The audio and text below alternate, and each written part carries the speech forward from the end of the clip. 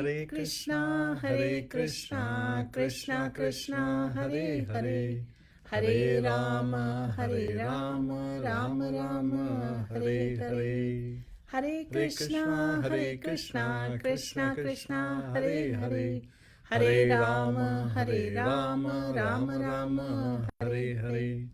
हरे Krishna Krishna Krishna Hare Hare, Hare Ram Ram Ram Hare Hare. Hare Krishna. Welcome everyone. सभी का खूब खूब स्वागत है, बहुत अभिनंदन है। मोक्षदा एकादशी की जय, गीता जयंती की जय। डियर व्यूअर्स, आइए हमें ज्वाइन करिए। आज हम कर रहे हैं गीता जयंती पर, गीता जयंती महोत्सव पर हिंदी में recitation of entire Bhagavad Gita. हम केवल ट्रांसलेशंस रिसाइट करेंगे। प्लीज़ जॉइन अस। हम आपके लिए शेयर कर रहे हैं लिंक्स फ्रॉम इंट्रोडक्टरी प्रेयर्स, जो कि इंट्रोडक्शन चैप्टर में हैं, और उसके बाद जो लिंक हम आपके साथ शेयर कर रहे हैं उस पर आप हमारे साथ फॉलो कर सकते हैं। जो वर्सेस हम हिंदी में रीड कर रहे हैं उसको आप ओपन करके साथ में श्रवण और कीर्तन कर सकते हैं। जैसा कि हम सब जानते हैं, ये जो भगवत गीता जो है, this is song sung by Krishna. Bhagavat मतलब भगवान, गीता मतलब सॉन्ग बाय कृष्णा। सो इसके श्रवण और कीर्तन से बहुत ऑस्पिशियसनेस आती है, बहुत ग्रेट फॉर्चून हम सब इनवाइट करते हैं। और सबसे इम्पॉर्टेंट बात, हम अपना फेथ बढ़ाते हैं, हमारी श्रद्धा बढ़ती है। So dear viewers, please join us. Friends और फैमिली से कृपया शेयर करें। आइए पहले गुरु को प्रणति ऑफर करें। नमो विष्णुपदाय कृष्ण पृष्ठाय भूतले श्रीमते भक्ति वेदांत स्वामिनेति नामिने। नमस्ते सरस्वती देवे गौरवाणी प्रचारिणे, निर्विशेष शून्यवादी पाश्चात्य देश तारिणे। श्री कृष्ण चैतन्य प्रभु नित्यानंदा, श्री अद्वैत गदाधर शिवासादि गौर भक्त वृंदा। Hare Krishna Krishna Krishna Hare Hare, Hare Ram Ram Ram Hare Hare. So dear viewers, dear friends, dear devotees, हमने जो अभी लिंक आपके साथ शेयर की है, इस लिंक पर आप हिंदी में भगवत गीता की वर्सेस चैप्टर वाइज फाइंड कर सकते हैं। Hare Krishna. Just give me a quick second, let me see if it appears in our chat box. Hare Krishna. इसके अलावा जितने भी व्यूअर्स हमें ज्वाइन कर रहे हैं, आप सभी से निवेदन है, बिल्कुल रेलेवेंट कमेंट्स आप शेयर करिए। आप सबको कमेंट्स करने के लिए हम सब इनवाइट करते हैं। एक्चुअली हम encourage करते हैं, आप लाइवली कमेंट्स से इस प्रोग्राम को लाइवली रखिए। हम कोशिश करेंगे छोटे चैप्टर्स को एक साथ रिसाइट करें बिना लाइव में, यानी कि हमारा प्लान ऐसा था कि बड़े चैप्टर्स के लिए हम सेपरेट लाइव करेंगे 1 by 1, लेकिन जो छोटे चैप्टर्स हैं उनको हम एक ही लाइव में साथ करेंगे। तो आज आप देखेंगे, लाइक फॉर एग्जांपल, चैप्टर 1 का लाइव सेपरेट, चैप्टर 2 का लाइव सेपरेट, हो सकता है चैप्टर 3 और 4 का एक साथ हो। तो इस तरह से एक के बाद एक हम लाइव करेंगे। सो आइए, लेट अस रिसाइट टुगेदर। ये जो इंट्रोडक्शन चैप्टर में प्रेयर्स हैं, इसे हम साथ में रिसाइट करते हैं। ये संस्कृत में प्रेयर्स हैं, लेकिन इसके ट्रांसलेशन हम साथ में हिंदी में रीड करेंगे। हरे कृष्णा। हरे कृष्णा। ओम अज्ञानतिमिरन्धस्य ज्ञानञ्जनशलाकया चक्षुरुन्मिलितं येन तस्मै श्रीगुरुवे नमः। श्रीचैतन्यमनोभीष्टं स्थापितं येन भूतले स्वयं रूपः कदा मह्यं ददाति स्वपदान्तिकम्। मैं घोर अज्ञान के अंधकार में उत्पन्न हुआ था, और मेरे गुरु ने अपने ज्ञान रूपी प्रकाश से मेरी आंखें खोल दी। मैं उन्हें सादर नमस्कार करता हूँ। श्रील रूप गोस्वामी प्रभुपाद कब मुझे अपने चरण कमलों में शरण प्रदान करेंगे, जिन्होंने इस जगत में भगवान चैतन्य की पूर्ति के लिए प्रचार योजना मिशन की स्थापना की है। हरे कृष्णा। वंदेऽहं श्रीगुरुः श्रीयुतपदकमलं श्रीगुरून् वैष्णवांश्च श्रीरूपं साग्रजातं सहगणा रघुनाथान्वितं तं सजीवं साद्वैतं सावधूतं परिजनसहितं कृष्ण चैतन्य देवं श्री राधा कृष्ण पादान् सहगणा ललिता श्री विशाखावितांश्च। मैं अपने गुरु के चरण कमलों तथा समस्त वैष्णवों के चरणों को नमस्कार करता हूँ। मैं श्रील रूपा गोस्वामी तथा उनके अग्रज सनातन गोस्वामी एवं साथ ही रघुनाथ दास, रघुनाथ भट्ट, गोपाल भट्ट एवं श्रील जीव गोस्वामी के चरण कमलों को सादर नमस्कार करता हूँ। मैं भगवान कृष्ण चैतन्य तथा भगवान नित्यानंद के साथ साथ अद्वैताचार्य गदाधर श्रीवास तथा अन्य पार्षदों को सादर नमस्कार करता हूँ। मैं श्रीमती राधा रानी तथा श्री कृष्ण को, श्री ललिता तथा श्री विशाखा सखियों सहित सादर नमस्कार करता हूँ। हे कृष्णा करुणा सिंधु दीनबंधु जगतपते गोपेश गोपिका कांत राधा कांत नमोस्तुते। हे कृष्ण, आप दुखियों के सखा तथा सृष्टि के उद्गम हैं। आप गोपियों के स्वामी तथा राधा रानी के प्रेमी हैं। मैं आपको सादर नमस्कार करता हूँ। तप्त कांचन गौरांगी राधे वृंदावनेश्वरी विषभानु सुते देवी प्रणमामि हरि प्रिये। मैं उन राधा रानी को प्रणाम करता हूँ जिनकी शारीरिक कांति पिघले सोने के समान है, जो वृंदावन की महारानी हैं। आप राजा वृषभानु की पुत्री हैं और भगवान कृष्ण को अत्यंत प्रिय हैं। वाञ्छा कल्पतरुभ्यश्च कृपा सिन्धुभ्य एव च पतितानां पावनेभ्यो वैष्णवेभ्यो नमो नमः। मैं भगवान के समस्त वैष्णव भक्तों को सादर नमस्कार करता हूँ। वे कल्प वृक्ष के समान सबों की इच्छाएं पूर्ण करने में समर्थ हैं तथा पतित जीवात्माओं के प्रति अत्यंत दयालु हैं। श्री कृष्ण चैतन्य प्रभु नित्यानंद श्री अद्वैत गदाधर शिवासादि गौर भक्त वृंदा। मैं श्री कृष्ण चैतन्य प्रभु नित्यानंद श्री अद्वैत गदाधर शिवास आदि समस्त भक्तों को सादर नमस्कार करता हूँ। Hare Krishna Krishna Krishna Hare Hare, Hare Ram Ram Ram Hare Hare. Hare Krishna. Hare Krishna. Dear viewers, dear devotees, we welcome you all. आप सभी का बहुत बहुत अभिनंदन है, स्वागत है। इस वक्त हमने इंट्रोडक्टरी प्रेयर्स ऑफर की ट्रांसलेशन के साथ, और अब हम स्टार्ट करने जा रहे हैं अध्याय 1। अध्याय 1 का टाइटल है कुरुक्षेत्र के युद्ध स्थल में सैन्य निरीक्षण। सो वन बाय वन हम सारे चैप्टर्स का रेसिटेशन करेंगे। आप हमारे साथ श्रवण और कीर्तन में कृपया ज्वाइन करें श्रद्धा के साथ। और इसके अलावा हमने आपके लिए जो लिंक शेयर की है वो इसे एक बार इसमें फिर से रिपीट कर रहे हैं। आप सभी से रिक्वेस्ट है कि इस लिंक को आप शेयर करें जितना पॉसिबल हो सके। आज गीता के मैसेजेस को शेयर करें। बैसाखी माता ji, Hare Krishna. Can you please keep sharing this link of chapters in Hindi so that जो सभी व्यूअर्स हैं वो साथ में फॉलो कर सकें। एक बार फिर से हम ये लिंक शेयर कर रहे हैं। कृपया चैट बॉक्स पे ये लिंक को ऑब्जर्व करें। हरे कृष्णा। सो प्रभु जी, चैप्टर 1 के बाद में हम डिसाइड करेंगे, अगर ये हम लाइव एंड करते हैं तो इमिडिएटली 2 मिनट में फिर से हम लाइव स्टार्ट करेंगे। उसमें फिर चैप्टर 2 करेंगे। जहाँ छोटे चैप्टर्स होंगे उनको हम साथ में एक ही लाइव में करेंगे। हरे कृष्णा। सो अध्याय 1, कुरुक्षेत्र के युद्ध स्थल में सैन्य निरीक्षण। Observing आर्मीज on the battlefield of Kurukshetra. Dhritarashtra ने कहा, हे संजय, धर्मभूमि कुरुक्षेत्र के युद्ध की इच्छा से एकत्र हुए मेरे तथा पांडु के पुत्रों ने क्या किया?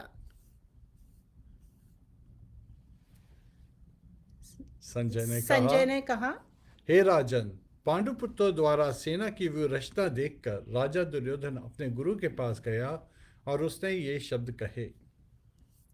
हरे कृष्णा। हरे कृष्णा। प्रभु ji, you read the entire chapter. हे आचार्य, पांडुपुत्रों की विशाल सेना को देखें, जिसे आपके बुद्धिमान शिष्य द्रुपद के पुत्र ने इतने कौशल से व्यवस्थित किया है। इस सेना में भीम तथा अर्जुन के समान युद्ध करने वाले अनेक वीर धनुर्धर हैं, यथा महारथी युयुधान, विराट तथा द्रुपद हैं। इनके साथ ही दृष्टकेतु, चेकितान, काशीराज, पुरुजित, कुंती भोज तथा शैब्य जैसे महान शक्तिशाली योद्धा भी हैं। पराक्रमी युधामन्यु, अत्यंत शक्तिशाली उत्तमजा, सौभद्र का पुत्र तथा द्रौपदी के पुत्र, ये सभी महारथी हैं। किंतु हे ब्राह्मण श्रेष्ठ, आपकी सूचना के लिए मैं अपनी सेना के उन नायकों के विषय में बताना चाहूंगा जो मेरी सेना को संचालित करने में विशेष रूप से निपुण हैं। मेरी सेना में स्वयं आप, भीष्म, कर्ण, कृपाचार्य, अश्वत्थामा, विकर्ण तथा सोमदत्त का पुत्र भूरिश्रवा आदि हैं जो युद्ध में सदैव विजयी हैं। ऐसे अन्य वीर भी हैं जो मेरे लिए अपने जीवन का त्याग करने के लिए उद्यत हैं।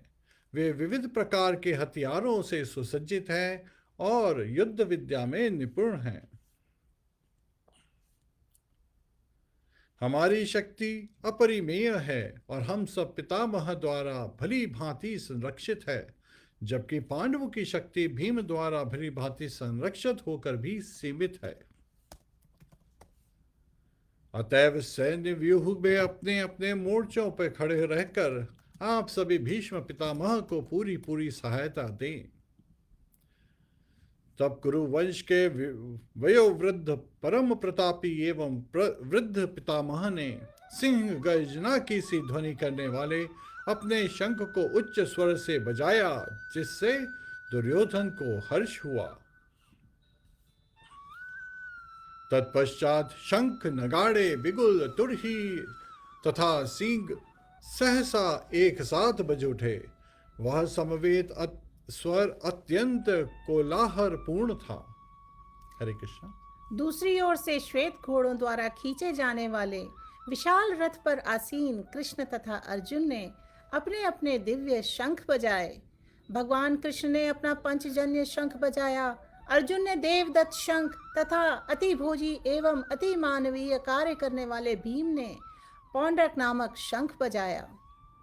हे राजन, कुंती पुत्र राजा युधिष्ठिर ने अपना अनंत विजय नामक शंख बजाया तथा नकुल और सहदेव ने सुघोष एवं मणिपुष्पक शंख बजाए।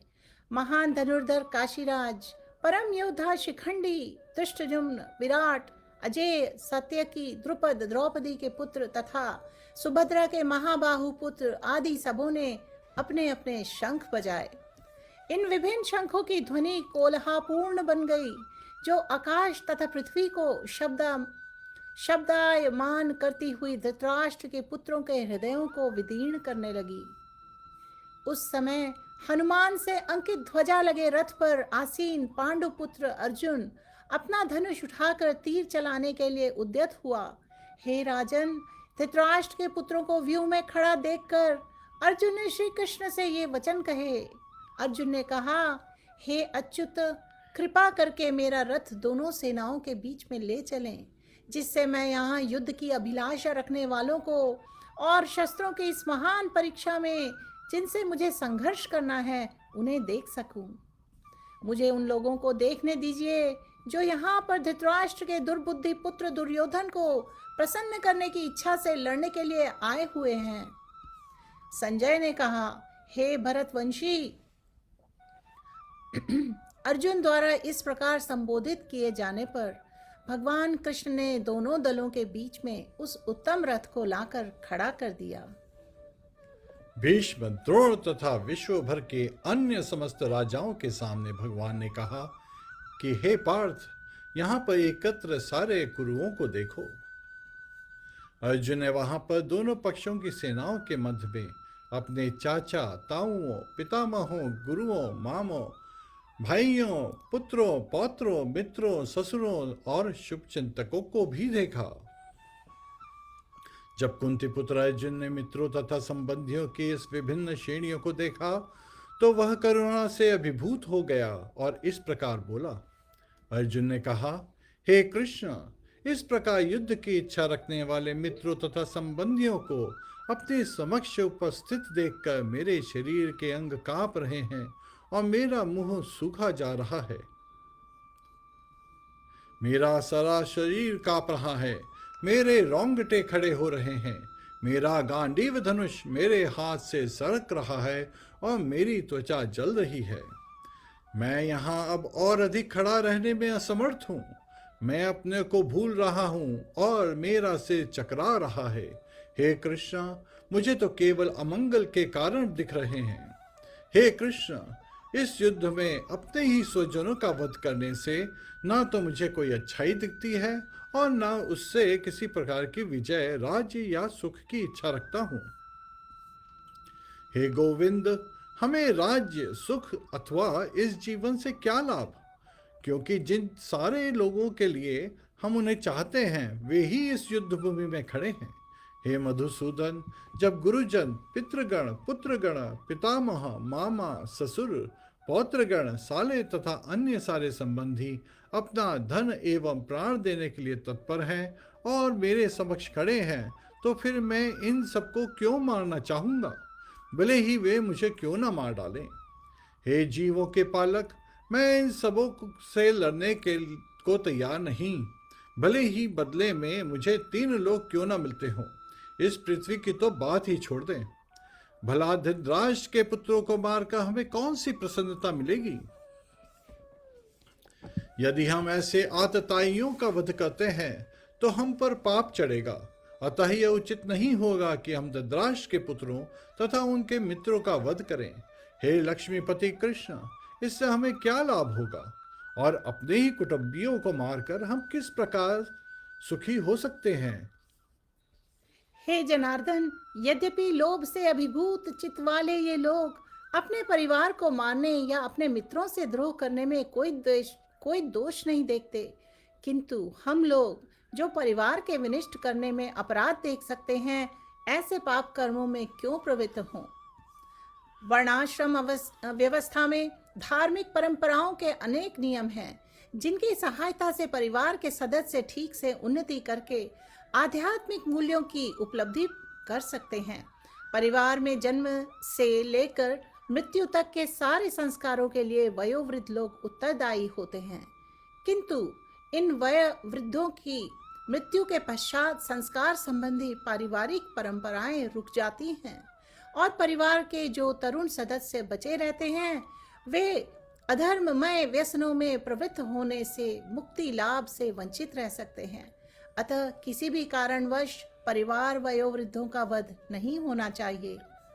हे कृष्ण, जब कुल में अधर्म प्रमुख हो जाता है तो कुल की स्त्रियां दूषित हो जाती हैं और स्त्रीत्व के पतन से हे वृष्णिवंशी अवांछित संतानें उत्पन्न होती हैं। अवांछित संतानों की वृद्धि से निश्चय ही परिवार के लिए तथा पारिवारिक परंपरा को विनिष्ट करने वालों के लिए नारकीय जीवन उत्पन्न होता है। ऐसे पतित कुलों के पुरखे पितर लोग गिर जाते हैं, क्योंकि उन्हें जल तथा पिंड दान देने की क्रियाएं समाप्त हो जाती हैं। जो लोग कुल परंपरा को विनष्ट करते हैं और इस तरह अवांछित संतानों को जन्म देते हैं, उनके दुष्कर्मों से समस्त प्रकार की सामुदायिक योजनाएं तथा पारिवारिक कल्याण कार्य विनष्ट हो जाते हैं। हे प्रजापालक कृष्ण, मैंने गुरु परंपरा से सुना है कि जो लोग कुल धर्म का विनाश करते हैं वे सदैव नरक में वास करते हैं। ओह, कितने आश्चर्य की बात है कि हम सब जघन्य पाप कर्म करने के लिए उद्यत हो रहे हैं। राज्य सुख भोगने की इच्छा से प्रेरित होकर हम अपने संबंधियों को मारने पर तुले हैं। क्षत्रियों के युद्ध नियमों के अनुसार ऐसी प्रथा है कि निहत्थे तथा विमुख शत्रु पर आक्रमण न किया जाए, किंतु अर्जुन ने निश्चय किया कि शत्रु भले ही इस विषम अवस्था में उस पर आक्रमण कर दें, किंतु वह युद्ध नहीं करेगा। उसने इस प्रकार विचार नहीं किया कि दूसरा दल युद्ध करने के लिए कितना उद्यत है। इस सब लक्षणों का कारण उसकी दयाद्रता है, जो भगवान के महान भक्त होने के कारण उत्पन्न हुई। संजय ने कहा, युद्ध भूमि में इस प्रकार कहकर अर्जुन ने अपना धनुष तथा बाण एक और रख दिया और शोक संतप्त चित्त से रथ के आसन पर बैठ गया।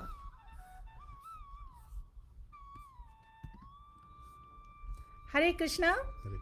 डियर व्यूअर्स, अभी हमने कंप्लीट किया है पहला अध्याय और अब हम स्टार्ट कर रहे हैं दूसरा अध्याय।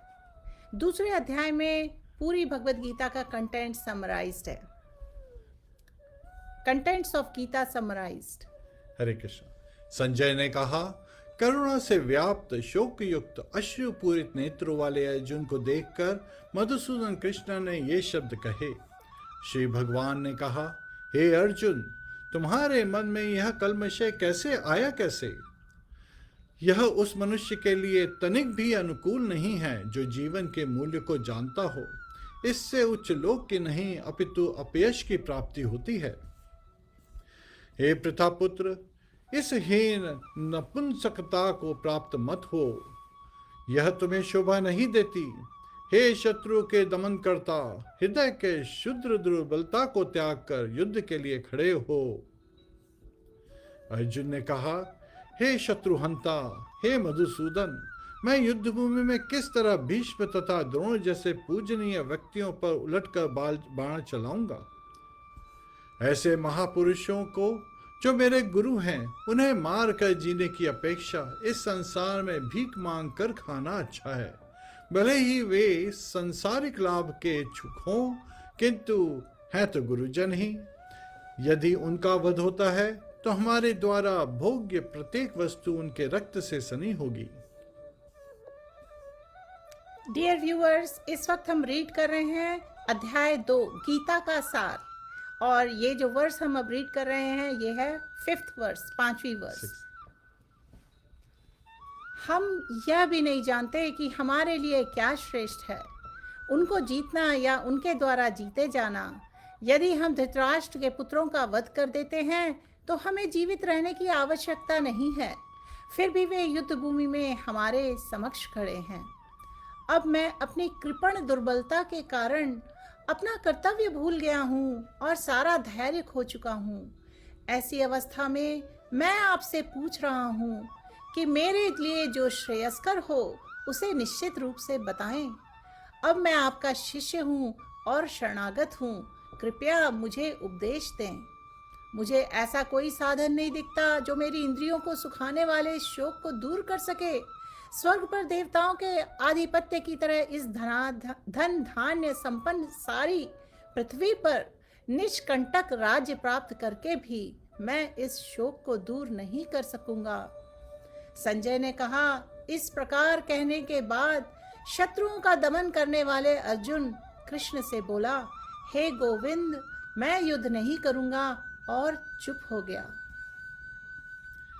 हे भरतवंशी धृतराष्ट्र, उस समय दोनों सेनाओं के मध्य शोक मग्न अर्जुन से कृष्ण ने मानो हंसते हुए ये शब्द कहे। श्री भगवान ने कहा, तुम पांडित्यपूर्ण वचन कहते हुए उनके लिए शोक कर रहे हो जो शोक करने योग्य नहीं है। जो विद्वान होते हैं वे न तो जीवित के लिए न ही मृत के लिए शोक करते हैं। ऐसा कभी नहीं हुआ कि मैं ना रहा हूं या तुम ना रहे हो, अथवा ये समस्त राजा ना रहे हों, और ना ऐसा है कि भविष्य में हम लोग नहीं रहेंगे। जिस प्रकार शरीरधारी आत्मा इस वर्तमान शरीर में बाल्यावस्था से तरुणावस्था में और फिर वृद्धावस्था में निरंतर अग्रसर होता रहता है, उसी प्रकार मृत्यु होने पर आत्मा दूसरे शरीर में चला जाता है। धीर व्यक्ति ऐसे परिवर्तन से मोह को प्राप्त नहीं होता। हे कुंती पुत्र, सुख तथा दुख का क्षणिक उदय तथा कालक्रम में उनका अंतर्धान होना सर्दी तथा गर्मी के ऋतुओं के आने जाने के समान है। हे भरतवंशी, वे इंद्रिय भोग बोध से उत्पन्न होते हैं और मनुष्य को चाहिए कि अविचल भावना से उनको सहन करना सीखे। हे पुरुष श्रेष्ठ अर्जुन, जो पुरुष सुख तथा दुख में विचलित नहीं होता और इन दोनों में समभाव रखता है, वह निश्चित रूप से मुक्ति के योग्य है। हरे कृष्णा। तत्वदर्शियों ने यह निष्कर्ष निकाला है कि असत भौतिक शरीर का कोई चिरस्थायित्व नहीं है, किंतु सत आत्मा अपरिवर्तित रहता है। उन्होंने इन दोनों की प्रकृति के अध्ययन द्वारा यह निष्कर्ष निकाला है। जो सारे शरीर में व्याप्त हैं, उसे ही अविनाशी समझो। उस अव्यय आत्मा को नष्ट करने में कोई भी समर्थ नहीं है। अविनाशी, अप्रमेय तथा शाश्वत जीव के भौतिक शरीर का अंत अवश्यंभावी है। अतः हे भारतवंशी, युद्ध करो। और इस वक्त हम अध्याय 2 से वर्ष नंबर 19 स्टार्ट कर रहे हैं। जिन व्यूअर्स ने अभी ज्वाइन किया है, आपके लिए लिंक भी शेयर्ड है इस लाइव प्रोग्राम के चैट बॉक्स में। कृपया उस लिंक पर क्लिक करके आप अध्याय 2 में इस 19th वर्ष पर पहुंच सकते हैं।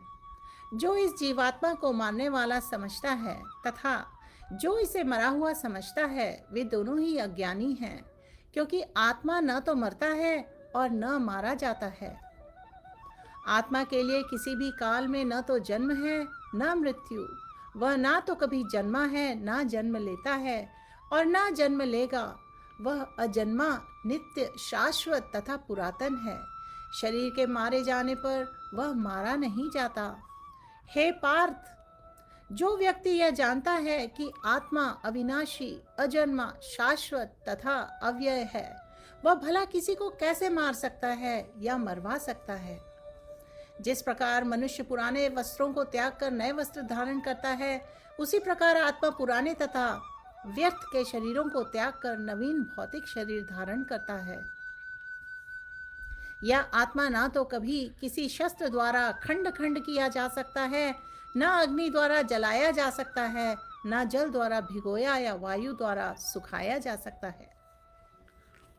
यह आत्मा खंडित तथा अगुलनशील है। इसे न तो जलाया जा सकता है, न ही सुखाया जा सकता है। यह शाश्वत, सर्वव्यापी, अविकारी, स्थिर तथा सदैव एक सा रहने वाला है। यह आत्मा व्यक्त, अकल्पनीय तथा अपरिवर्तनीय कहा जाता है। यह जानकर तुम्हें शरीर के लिए शोक नहीं करना चाहिए। किंतु यदि तुम यह सोचते हो कि आत्मा तथा जीवन का लक्षण सदा जन्म लेता है तथा सदा मरता है, तो भी हे महाबाहु, तुम्हें शोक करने का कोई कारण नहीं है। जिसने जन्म लिया है उसकी मृत्यु निश्चित है और मृत्यु के पश्चात पुनर्जन्म भी निश्चित है। अतः अपने अपरिहार्य कर्तव्य पालन में तुम्हें शोक नहीं करना चाहिए। सारे जीव प्रारंभ में अव्यक्त रहते हैं, मध्य अवस्था में व्यक्त होते हैं और विनष्ट होने पर पुनः अव्यक्त हो जाते हैं। अतः शोक करने की क्या आवश्यकता है। कोई आत्मा को आश्चर्य से देखता है, कोई इसे आश्चर्य की तरह बताता है तथा कोई इसे आश्चर्य की तरह सुनता है, किंतु कोई इस विषय में सुनकर भी कुछ नहीं समझ पाते। हे भारतवंशी, शरीर में रहने वाले देही का कभी भी वध नहीं किया जा सकता। अतः तुम्हें किसी भी जीव के लिए शोक करने की आवश्यकता नहीं है। क्षत्रिय होने के नाते अपने विशिष्ट धर्म का विचार करते हुए तुम्हें जानना चाहिए कि धर्म के लिए युद्ध करने से बढ़कर तुम्हारे लिए अन्य कोई कार्य नहीं है। अतः तुम्हें संकोच करने की कोई आवश्यकता नहीं है। हरे कृष्णा। डियर व्यूअर्स, इस वक्त हम रीडिंग कर रहे हैं, रेसिटेशन कर रहे हैं, श्रवण और कीर्तन कर रहे हैं फ्रॉम अध्याय 2 भगवत गीता। और इस वक्त हम रीड कर रहे हैं वर्ष नंबर 32। हे पार्थ, वे क्षत्रिय सुखी हैं जिन्हें ऐसे युद्ध के अवसर अपने आप प्राप्त होते हैं, जिससे उनके लिए स्वर्गलोक के द्वार खुल जाते हैं। किंतु यदि तुम युद्ध करने के सर्वधर्म को, स्वधर्म को संपन्न नहीं करते, तो तुम्हें निश्चित रूप से अपने कर्तव्य की अपेक्षा करने का पाप लगेगा और तुम युद्ध के रूप में भी अपना यश खो दोगे। लोग सदैव तुम्हारे अपयश का वर्णन करेंगे और सम्मानित व्यक्ति के लिए अपयश तो मृत्यु से भी बढ़कर है। जिन जिन महायोद्धाओं ने तुम्हारे नाम तथा यश को सम्मान दिया है, वे सोचेंगे कि तुमने डर के मारे युद्ध भूमि छोड़ दी है और इस तरह से वे तुम्हें तुच्छ मानेंगे। तुम्हारे शत्रु अनेक प्रकार के कटु शब्दों से तुम्हारा वर्णन करेंगे और तुम्हारी सामर्थ्य का उपहास करेंगे। तुम्हारे लिए इससे दुखदाई और क्या हो सकता है। हे कुंती पुत्र, तुम यदि युद्ध में मारे जाओगे तो स्वर्ग प्राप्त करोगे, और यदि तुम जीत जाओगे तो पृथ्वी के साम्राज्य का भोग करोगे। अतः दृढ़ संकल्प करके खड़े हो जाओ और युद्ध करो। तुम सुख तथा या दुख, हानि या लाभ, विजय या पराजय का विचार किए बिना युद्ध के लिए युद्ध करो। ऐसा करने पर तुम्हें कोई पाप नहीं लगेगा। यहाँ मैं वैश्लेषिक अध्ययन सांख्य द्वारा इस ज्ञान का वर्णन किया है। अब निष्काम भाव से कर्म करना बता रहा हूँ, उसे सुनो हे पुत्र। तुम यदि ऐसे ज्ञान से कर्म करोगे तो तुम कर्मों के बंधन से अपने को मुक्त कर सकते हो। इस प्रयास में न तो हानि होती है, न ही हास, अपितु इस पथ पर की गई अल्प प्रगति भी महान भय से रक्षा कर सकती है। जो इस मार्ग पर चलते हैं वे प्रयोजन में दृढ़ रहते हैं तथा उनका लक्ष्य भी एक होता है।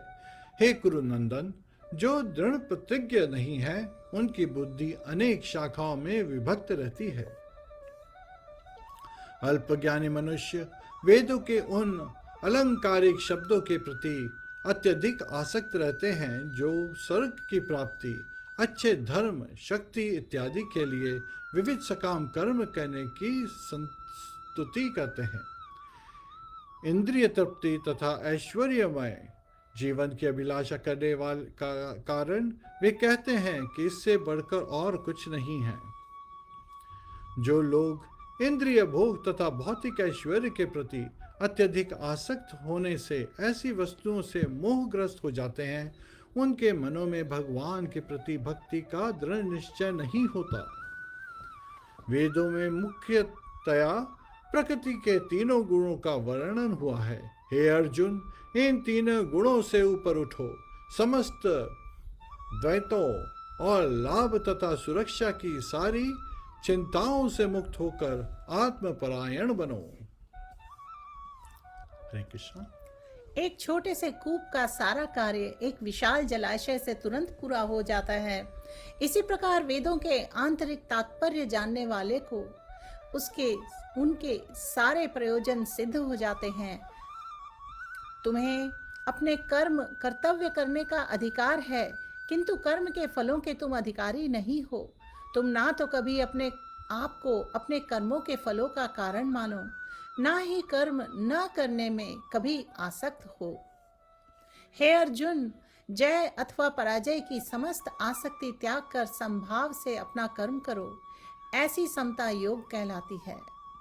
हे धनंजय, भक्ति के द्वारा समस्त ग्रहित कर्मों से दूर रहो और उसी भाव से भगवान की शरण करो।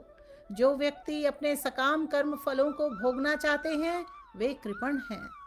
भक्ति में संलग्न मनुष्य इस जीवन में ही अच्छे तथा बुरे कार्यों से अपने को मुक्त कर लेता है। अतः योग के लिए प्रयत्न करो, क्योंकि सारा कार्य कौशल यही है।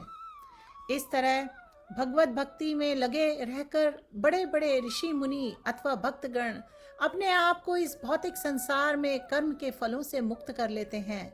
इस प्रकार वे जन्म मृत्यु के चक्र से छूट जाते हैं और भगवान के पास जाकर उस अवस्था को प्राप्त करते हैं जो समस्त दुखों से परे है। जब तुम्हारी बुद्धि मोह रूपी सघन वन को पार कर जाएगी तो तुम सुने हुए तथा सुनने योग्य सबके प्रति अन्य मनस्क हो जाओगे। जब तुम्हारा मन वेदों की अलंकारमयी भाषा से विचलित न हो और वह आत्म साक्षात्कार की समाधि में स्थिर हो जाए, तब तुम्हें दिव्य चेतना प्राप्त हो जाएगी। अर्जुन ने कहा, हे कृष्ण, अध्यात्म में लीन चेतना वाले व्यक्ति स्थित प्रज्ञ के क्या लक्षण हैं? वह कैसे बोलता है तथा उसकी भाषा क्या है? वह किस प्रकार बैठता और चलता है? श्री भगवान ने कहा, हे पार्थ, जब मनुष्य मनोधर्म से उत्पन्न होने वाली इंद्रिय तृप्ति की समस्त कामनाओं का परित्याग कर देता है और जब इस तरह से विशुद्ध हुआ उसका मन आत्मा में संतोष प्राप्त करता है तो वह विशुद्ध दिव्य चेतना को प्राप्त स्थित प्रज्ञ कहा जाता है। जो त्रय तापों के होने पर भी मन में विचलित नहीं होता तथा अथवा सुख में प्रसन्न नहीं होता और जो आसक्ति, भय तथा क्रोध से मुक्त है, वह स्थिर मन वाला मुनि कहलाता है। इस भौतिक जगत में जो व्यक्ति न तो शुभ की प्राप्ति से हर्षित होता है और न अशुभ की प्राप्त होने पर उससे घृणा करता है, वह पूर्ण ज्ञान में स्थिर होता है। जिस प्रकार कछुआ अपने अंगों को संकुचित करके खोल के भीतर कर लेता है, उसी तरह जो मनुष्य अपनी इंद्रियों को इंद्र विषयों से खींच लेता है, वह पूर्ण चेतना में दृढ़ता पूर्वक स्थिर होता है। देहधारी जीव इंद्रिय भोग से भले ही निवृत्त हो जाएं, पर उसमें इंद्रिय भोगों की इच्छा बनी रहती है। लेकिन उत्तम रस के अनुभव होने से ऐसे कार्य को बंद करने पर वह भक्ति में स्थिर हो जाता है। हे अर्जुन, इंद्रियां इतनी प्रबल तथा वेगवान हैं कि वे उस विवेकी पुरुष के मन को भी बलपूर्वक कर लेती हैं, जो उन्हें वश में करने का प्रयत्न करता है। जो इंद्रियों को पूर्णतया वश में रखते हुए इंद्रिय संयमन करता है और अपनी चेतना को मुझ में स्थिर कर देता है, वह मनुष्य स्थिर बुद्धि कहलाता है। इंद्रिय विषयों का चिंतन करते हुए मनुष्य की उनमें आसक्ति उत्पन्न हो जाती है और ऐसी आसक्ति से काम उत्पन्न होता है और फिर काम से क्रोध प्रकट होता है। क्रोध से पूर्ण मोह उत्पन्न होता है और मोह से स्मरण शक्ति का विभ्रम हो जाता है। जब स्मरण शक्ति भ्रमित हो जाती है तो बुद्धि नष्ट हो जाती है और बुद्धि नष्ट होने पर मनुष्य भवकूप में पुनः गिर जाता है। किंतु समस्त राग तथा द्वेष से मुक्त अपनी इंद्रियों को संयम द्वारा वश में करने में समर्थ व्यक्ति भगवान की पूर्ण कृपा प्राप्त कर सकता है। इस प्रकार कृष्ण भावनामृत में तुष्ट व्यक्ति के लिए संसार के तीनों पाप नष्ट हो जाते हैं और ऐसी तुष्ट चेतना होने पर उसकी बुद्धि शीघ्र ही स्थिर हो जाती है। जो कृष्ण भावनामृत में परमेश्वर से संबंधित नहीं है, उनकी न तो बुद्धि द्रव्य होती है और न ही मन स्थिर होता है, जिसके बिना शांति की कोई संभावना नहीं है। शांति के बिना सुख हो भी कैसे सकता है? जिस प्रकार पानी में तैरती नाव को प्रचंड वायु दूर बहा के ले जाती है, उसी प्रकार विचरणशील इंद्रियों में से कोई एक जिस पर मन निरंतर लगा रहता है, मनुष्य की बुद्धि को हर लेती है। अतः हे महाबाहु, इस पुरुष की इंद्रियां अपने अपने विषय से सब प्रकार से विरत होकर और उसके वश में है, उसी की बुद्धि निस्संदेह स्थिर है। जो सब जीवों के लिए रात्रि है, वह आत्म संयमी के जागने का समय है, और जो समस्त जीवों के जागने का समय है, वह आत्मनिरीक्षक मुनि के लिए रात्रि है। जो मनुष्य समुद्र में निरंतर प्रवेश करती रहने वाली नदियों के समान इच्छाओं के निरंतर प्रभाव से विचलित नहीं होता और जो सदैव स्थिर रहता है, वही शांति प्राप्त कर सकता है, वह नहीं जो ऐसी इच्छाओं को तुष्ट करने की चेष्टा करता है। जिस व्यक्ति ने इंद्रिय तृप्ति की समस्त इच्छाओं का परित्याग कर दिया है, जो इच्छाओं से रहित रहता है और जिसने सारी ममता त्याग दी है तथा अहंकार से रहित है, वही वास्तविक शांति प्राप्त कर सकता है। यह आध्यात्मिक तथा ईश्वरीय जीवन का पथ है, जिसे प्राप्त करके मनुष्य मोहित नहीं होता। यदि कोई जीवन के अंतिम समय में भी इस तरह स्थिर हो, तो वह भगवत धाम को प्राप्त होता है। हरे कृष्णा कृष्णा कृष्णा हरे हरे, हरे राम राम राम हरे हरे। सो प्रभु ji, how are we doing? क्या हम कंटिन्यू करें कि ब्रेक करें लाइव और नया लाइव स्टार्ट करें? Let's continue. Okay, so dear viewers, welcome everyone जिन्होंने अभी अभी ज्वाइन किया है, सभी का अभिनंदन। और इस वक्त हम स्टार्ट करने जा रहे हैं रेसिटेशन अध्याय 3 से। अध्याय 3 का टाइटल है कर्म योग।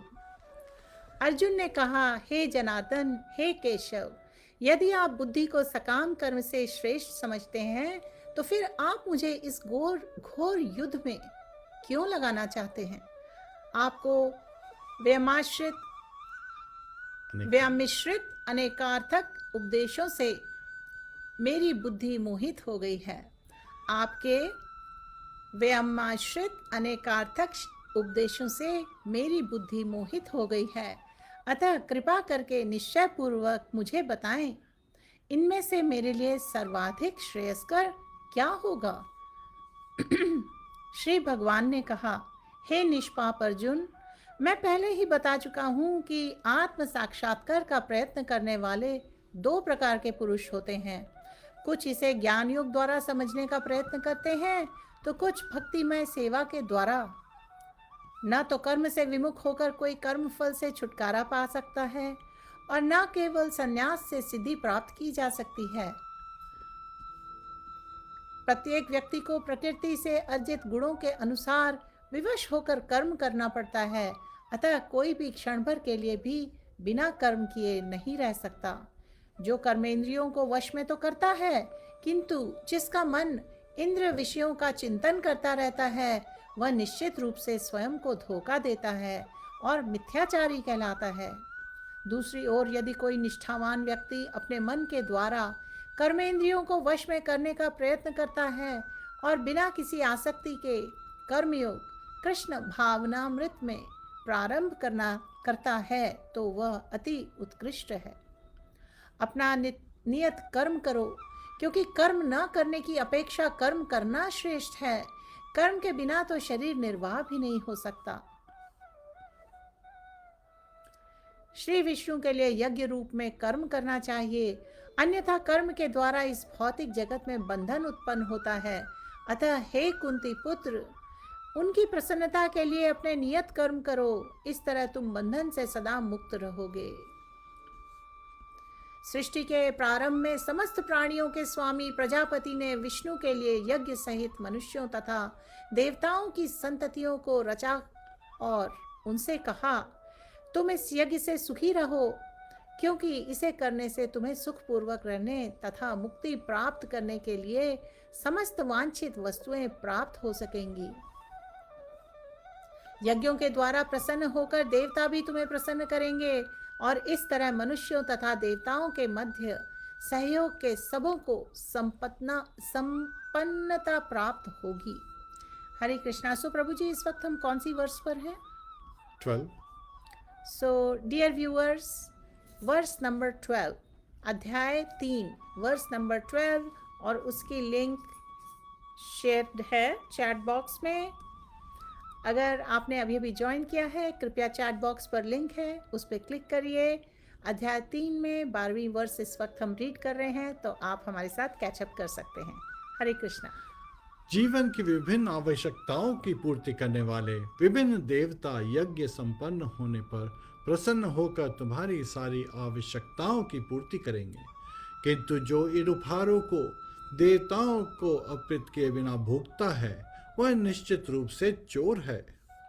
भगवान के भक्त सभी प्रकार के पापों से मुक्त हो जाते हैं, क्योंकि वे यज्ञ में अर्पित किए भोजन प्रसाद को ही खाते हैं। अन्य लोग जो अपनी इंद्रिय सुख के लिए भोजन बनाते हैं वे निश्चित रूप से पाप खाते हैं। सारे प्राणी अन्न पर आश्रित हैं जो वर्षा से उत्पन्न होता है। वर्षा यज्ञ संपन्न करने से होती है और यज्ञ नियत कर्मों से उत्पन्न होता है। वेदों में नियमित कर्मों का विधान है और साक्षात श्री भगवान पर ब्रह्म से प्रकट हुए हैं। फलतः सर्वव्यापी ब्रह्म यज्ञ कर्मों में सदा स्थिर रहता है। वेदों में नियमित कर्मों का विधान है और ये साक्षात श्री भगवान पर ब्रह्म से प्रकट हुए हैं। रिपीट हुआ। किंतु जो व्यक्ति आत्मा में ही आनंद लेता है और अपने कृष्ण भावनामृत के कार्यों से पूर्णतः संतुष्ट रहता है, उसके लिए कुछ कारणीय कर्तव्य नहीं होता। स्वरूप सिद्धि व्यक्ति के लिए न तो अपने नियत कर्मों को करने की आवश्यकता रह जाती है, न ऐसा कर्म न करने का कोई कारण ही बनता है। उसे किसी अन्य जीव पर निर्भर रहने की आवश्यकता भी नहीं रह जाती। अतः कर्म फल में आसक्त हुए बिना मनुष्य को अपना कर्तव्य समझकर निरंतर कर्म करते रहना चाहिए, क्योंकि अनासक्त होकर कर्म करने से परब्रह्म परम की प्राप्ति होती है। जनक जैसे राजाओं ने केवल नियत कर्मों को करने से ही सिद्धि प्राप्त की, अतः सामान्य जनों को शिक्षित करने की दृष्टि से तुम्हें कर्म करना चाहिए। महापुरुष जो जो आचरण करता है, सामान्य व्यक्ति उसी को अनुसरण करते हैं। वह अपने अनुसरणीय कार्यों से जो आदर्श प्रस्तुत करता है, संपूर्ण विश्व उसका अनुसरण करता है। हरे कृष्णा डियर व्यूअर्स, इस वक्त हम अध्याय 3 में वर्स नंबर 22 स्टार्ट करने जा रहे हैं। आपने अगर अभी अभी इस लाइव प्रोग्राम को ज्वाइन किया है, हम एंटायर पूरी भगवत गीता की रेसिटेशन कर रहे हैं हिंदी में। आपका बहुत बहुत स्वागत है। आप इस वक्त अध्याय 3 में आपने ज्वाइन किया है। Let us continue to read. ये जो लिंक शेयर की जा रही है चैट बॉक्स में, उस पर आप क्लिक करके हिंदी के रेसिटेशन में ज्वाइन कर सकते हैं। हे पृथा पुत्र, तीनों लोकों में मेरे लिए कोई भी कर्म नियत नहीं है। ना मुझे किसी वस्तु का अभाव है और न ही आवश्यकता है, तो भी मैं नित्य कर्म करने में तत्पर रहता हूँ। क्योंकि यदि मैं नियत कर्मों को सावधानी पूर्वक न करूँ, तो हे पार्थ, यह निश्चित है कि सारे मनुष्य मेरे पथ का ही अनुगमन करेंगे। यदि मैं नित्य कर्म न करूं, तो ये सारे लोग नष्ट हो जाएं। तब मैं अवांछित जन समुदाय वर्ण संकर को उत्पन्न करने का कारण हो जाऊंगा और इस तरह संपूर्ण प्राणियों की शांति का विनाशक बनूंगा। जिस प्रकार अज्ञानी जन फल की आसक्ति से कार्य करते हैं, उसी तरह विद्वान जनों को चाहिए कि वे लोगों को उचित पथ पर ले जाने के लिए अनासक्त रहकर कार्य करें। विद्वान व्यक्ति को चाहिए कि वह सकाम कर्मों में आसक्त अज्ञानी पुरुषों को कर्म करने से रोके नहीं, ताकि उनके मन विचलित न हो, अपितु भक्ति भाव से कर्म करते हुए वह उन्हें सभी प्रकार के कार्यों में लगाए, जिससे कृष्ण भावनामृत का क्रमिक विकास हो। जीवात्मा अहंकार के प्रभाव से मोहग्रस्त होकर अपने समस्त कर्मों का कर्ता मान बैठता है, जबकि वास्तव में वे प्रकृति के 3 गुणों द्वारा संपन्न किए जाते हैं। हे महाबाहो, भक्ति भाव में कर्म तथा सकाम कर्म के भेद को भली भांति जानते हुए भी जो परम सत्य को जानने वाला है, वह कभी भी अपने आप को इंद्रियों में तथा इंद्रिय तृप्ति में नहीं लगाता। माया के गुणों से मोहग्रस्त होने पर अज्ञानी पुरुष पूर्णतः भौतिक कार्यों में संलग्न रहकर उनमें आसक्त हो जाते हैं। यद्यपि उनके ये कार्य उनमें ज्ञान भाव के कारण अधम होते हैं, किंतु ज्ञानी को चाहिए कि उन्हें विचलित न करे। हरे कृष्णा। हे अर्जुन, अपने सारे कार्यों को मुझ में समर्पित करके मेरे पूर्ण ज्ञान से युक्त होकर लाभ की आकांक्षा से रहित, स्वामित्व के किसी दावे के बिना तथा आलस्य से रहित होकर युद्ध करो। जो व्यक्ति मेरे आदर्शों के अनुसार अपना कर्तव्य करते रहते हैं और ईर्ष्या रहित होकर इस उपदेश का श्रद्धा पूर्वक पालन करते हैं, वे सकाम कर्मों के बंधन से मुक्त हो जाते हैं। किंतु जो ईर्ष्यावश इन उपदेशों की अपेक्षा करते हैं और इनका पालन नहीं करते, उन्हें समस्त ज्ञान से रहित, दिग्भ्रमित तथा सिद्धि के प्रयासों में नष्ट भ्रष्ट समझना चाहिए। ज्ञानी पुरुष भी अपनी प्रकृति के अनुसार कार्य करता है, क्योंकि सभी प्राणी 3 गुणों से प्राप्त अपनी प्रकृति का ही अनुसरण करते हैं। भला दमन से क्या हो सकता है? प्रत्येक इंद्रिय तथा उसके विषय से संबंधित राग द्वेष को व्यवस्थित करने के नियम होते हैं। मनुष्य को ऐसे राग तथा द्वेष के वशीभूत नहीं होना चाहिए, क्योंकि ये आत्म साक्षात्कार के मार्ग में अवरोधक हैं। हरे कृष्णा डियर व्यूअर्स, हम इस वक्त टेक्स्ट नंबर 35 स्टार्ट कर रहे हैं अध्याय 3 से। अपने नियत कर्मों को दोषपूर्ण ढंग से संपन्न करना भी अन्य के कर्मों को भली भांति करने से श्रेयस्कर है। स्वीय कर्मों को करते हुए मरना पराये कर्मों में प्रवृत्त होने की अपेक्षा श्रेष्ठकर है, क्योंकि अन्य किसी के मार्ग का अनुसरण भयावह होता है। अर्जुन ने कहा, हे वृष्णिवंशी, मनुष्य न चाहते हुए भी पाप कर्मों के लिए प्रेरित क्यों होता है? ऐसा लगता है कि उसे बलपूर्वक उनमें लगाया जा रहा हो। श्री भगवान ने कहा, हे अर्जुन, इसका कारण रजोगुण के संपर्क से उत्पन्न काम है, जो बाद में क्रोध का रूप धारण करता है और जो इस संसार का सर्वभक्षी पापी शत्रु है। जिस प्रकार अग्नि धुएं से, दर्पण धूल से अथवा भ्रूण गर्भाशय से आवृत रहता है, उसी प्रकार जीवात्मा इस काम की विभिन्न मात्राओं से आवृत रहता है। इस प्रकार ज्ञानमय जीवात्मा की शुद्ध चेतना उसके काम रूपी नित्य शत्रु से ढकी रहती है, जो कभी भी तुष्ट नहीं होता और अग्नि के समान जलता रहता है। इंद्रियां, मन तथा बुद्धि इस काम के निवास स्थान है। इनके द्वारा यह काम जीवात्मा के वास्तविक ज्ञान को ढककर उसे मोहित कर लेता है। जो व्यक्ति अपने कर्म फलों का परित्याग करते हुए भक्ति करता है और जिसके संशय दिव्य ज्ञान द्वारा विनष्ट हो चुके होते हैं, वही वास्तव में आत्मपरायण है। हे धनंजय, वह कर्मों के बंधन से नहीं बनता। कर्मेंद्रियां जड़ पदार्थ की अपेक्षा श्रेष्ठ हैं। मन इंद्रियों से बढ़कर है, बुद्धि मन से भी उच्च है और वह आत्मा बुद्धि से भी बढ़कर है। इस प्रकार हे महाबाहु अर्जुन, अपने आप को भौतिक इंद्रियों, मन तथा बुद्धि से परे जानकर और मन को सावधान आध्यात्मिक बुद्धि कृष्ण भावनामृत से स्थिर करके आध्यात्मिक शक्ति द्वारा इस काम रूपी दुर्जय शत्रु को जीतो।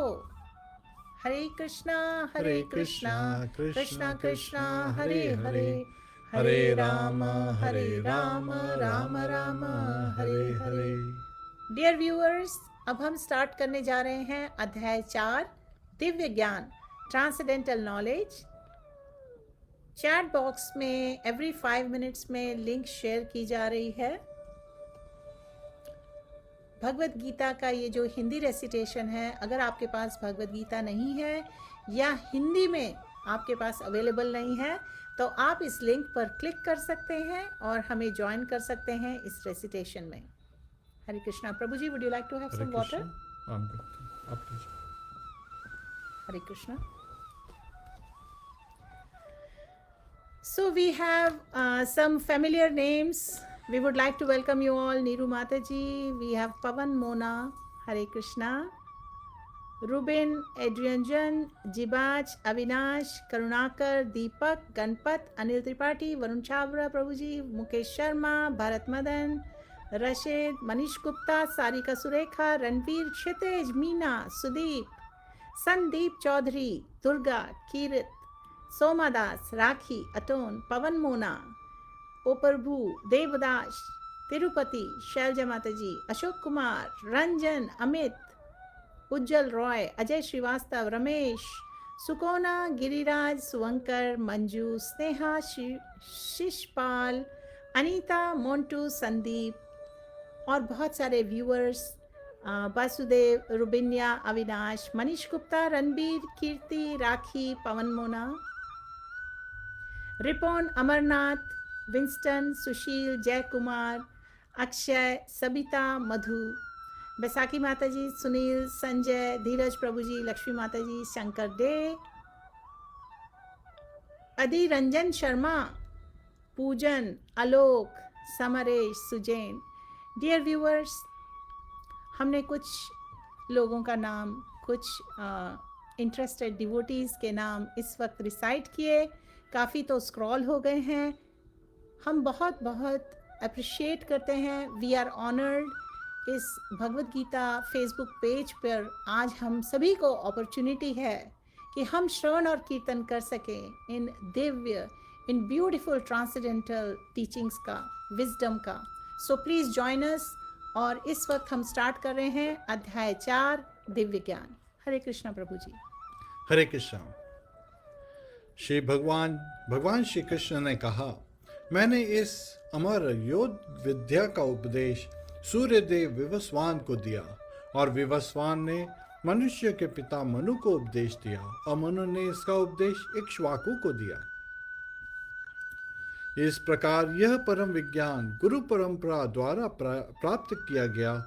आज राज ऋषियों ने इसे विधि से इसे समझा, किंतु काल क्रम में यह परंपरा छिन्न हो गई, अतः यह विज्ञान यथा रूप में लुप्त हो गया लगता है।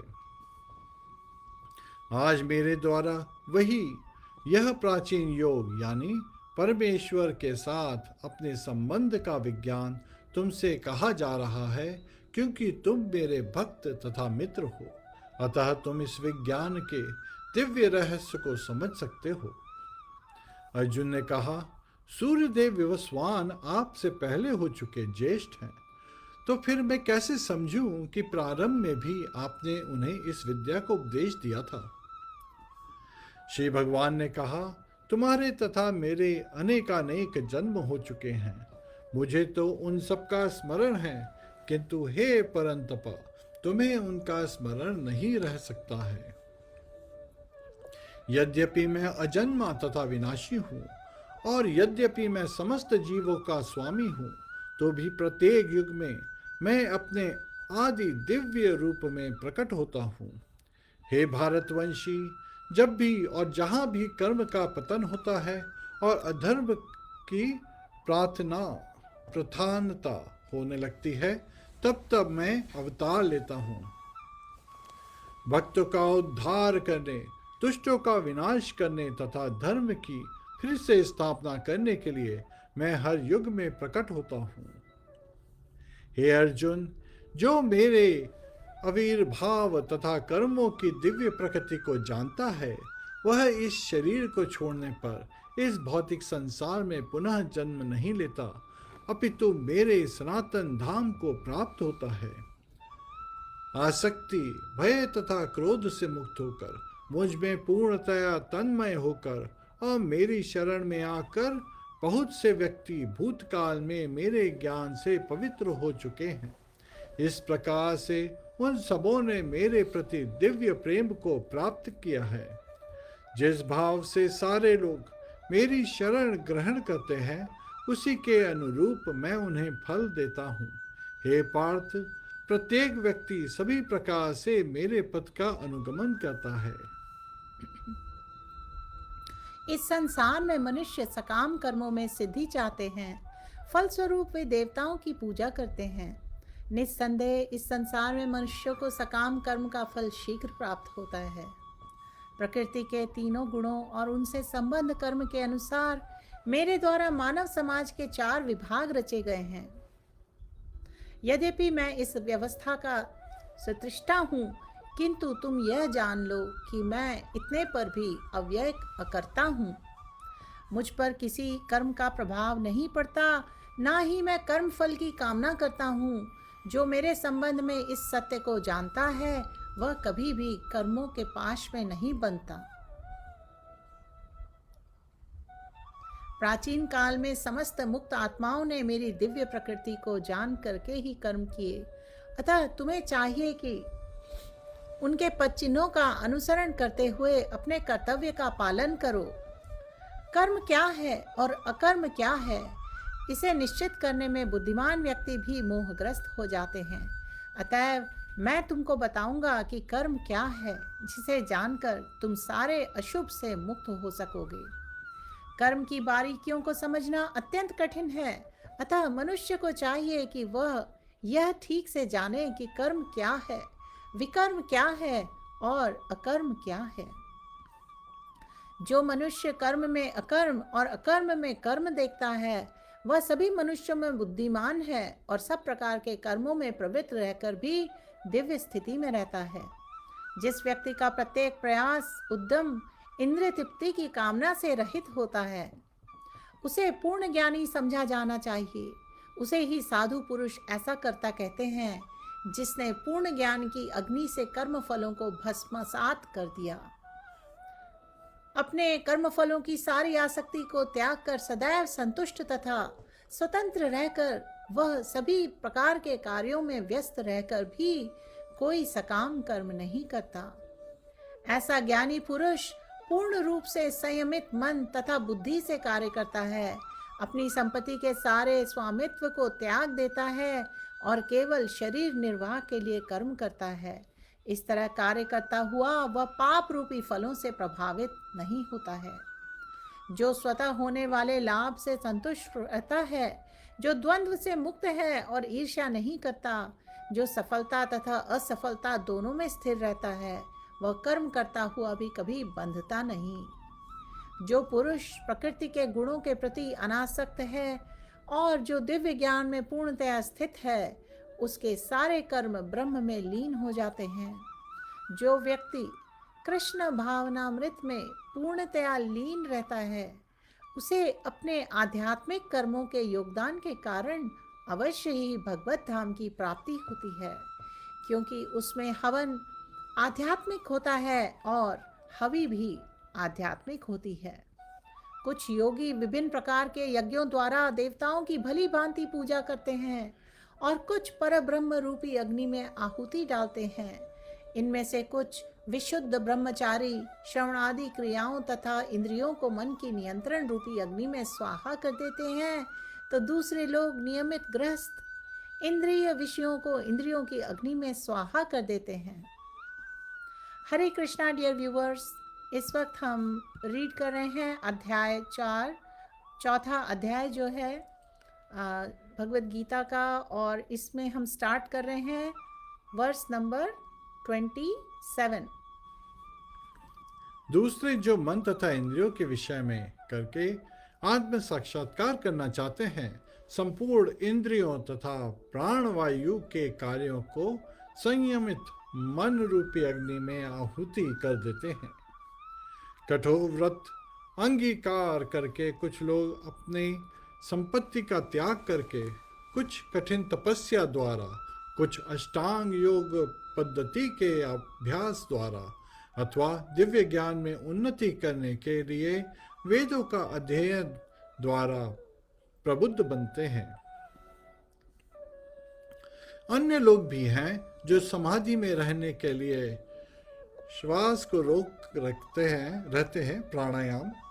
वे अपान में प्राण को और प्राण में अपान को रोकने का अभ्यास करते हैं और अंत में प्राण अपान को रोककर समाधि में रहते हैं।